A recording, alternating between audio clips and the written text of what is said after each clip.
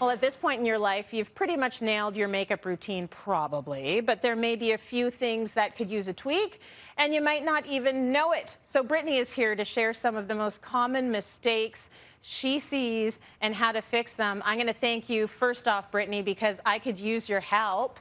What's the first mistake most of us make? All right, well, this one is easy to miss. I think a lot of people do this, and when it comes to foundations, BB cream, the way that they look on your skin, a lot of people actually forget to exfoliate their skin, and when they're using a product, they kind of blame it on the foundation or the BB cream that they're using as to why it's not sitting properly, why it's kind of grabbing at your skin, looks a bit patchy, those kinds of things. So what I recommend, and to just make it easy and to ditch those exfoliating scrubs that can be messy and hard to remove, is to use an exfoliating pad, which basically looks like this. They come in a little jar. You can use them to slough off the dead skin, and over the course of a couple days, the salicylic acid, the glycolic acid help break down the dead skin cells and reveals a youthful, fresh look that looks fantastic under foundation and BB creams. See, that is a very good tip. It has to start with the skin, you know, before you start to blame the makeup. It does. Yeah. Now, blush can be a little tricky. What can you tell us to help us with that? Well, blush has my heart. It's my deserted island kind of product. I cannot live without it.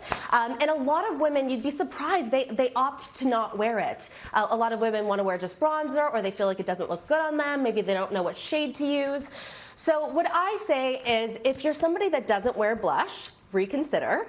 And in terms of application, what you want to do is apply it to the apples of your cheeks. So when you're putting it on, you start here and you blend upwards on an angle. And sometimes I love a little bit on the temple too, and I love a little hit across the nose as well. Blush is, for me, I cannot live without it. I totally get it. I just think that it's tricky to figure out, like you said, keep it to the apples and then swoop up. But I even find for myself it's difficult to figure out exactly where it belongs. So once you get it and you nail it, it looks amazing. What is number 3 on your list, Brittany? Okay, so the third one, and this might be one that's hard to adopt, but take your black liquid liner or your black pencil liner, and I would say maybe throw it in a drawer, throw it in the garbage, maybe even, because I really love the look of a softer liner. So, you know, using brown liners, using plum tones if you have deeper skin, you know, using shades that are going to look a little bit softer and not close in your eyes. A lot of people use black because they think it's going to open up their eyes. It actually does the opposite. It can close it in. It can make it look a little bit harsh, make you look a little bit tired.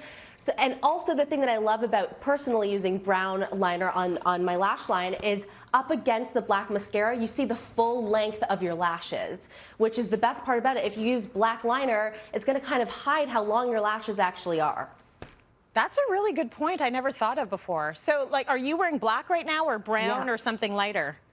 Never black. Never black liner for me. No, I have to wear brown liner, and I actually usually use a shadow. So I'll use an angle brush and a shadow on my lash line, and I use kind of a mix of these two tones here, and it just creates just a subtle line that doesn't look too intense. I wing out my liner a little bit on the outskirts of my eyes, and I just find it gives you a pop, but in a soft way. This is so good. I'm totally just selfishly asking questions for myself now. Okay, what's your next tip, Brittany? I love it. Okay, so this is another product that I can't live without. When it comes to the lips, I'm just like a lipstick liner girl. And so often here at the shop, we see women come in and they're wearing lipstick or gloss, but with no lip liner on, and they're wondering why they don't feel finished. When it comes to lip liner, you don't have to match your lip liner to your lipstick color or to your gloss color. Get a nude that is 2 to 3 shades darker than your skin tone, and stick with those brown tones. Those brown tones are what I think look best. And you can do it really subtly where you're just lining a little bit outside your natural lip line. And I have to be honest, I just cheat it. So don't shortchange your lips. You have to go a little bit outside your lips, unless you've got really plump, lush lips, which, I mean, good for you. I think we all want that.